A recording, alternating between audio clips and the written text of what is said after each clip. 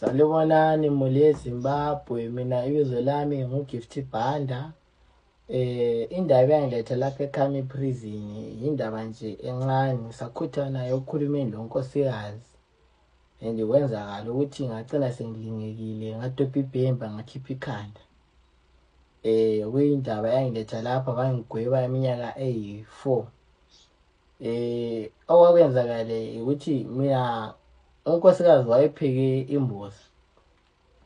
So ngithe ngizama ukukhuluma laye ukuthi hayi namntwana elokuphekileyo lokho awudleki. Waqala ukungitshayela ingoma leyo uthi ngeke ngoncengi, yoncengi wanyo. Umuntu khonapha ekhuluma engena endlini yami akusiyobhadalele into kimi engibhadalayo. Lokhu kuyinto eyangivusela ulaka.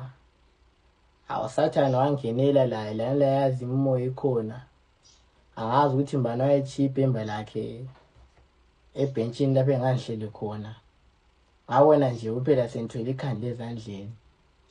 So bengithanda nje uxwayisa abanye ukuthi hayi ingoma lezi ezenza ukuthi uye ngonyoko bafazi lingazitshayi. Zitshayeni imali lodwa lingatshayi.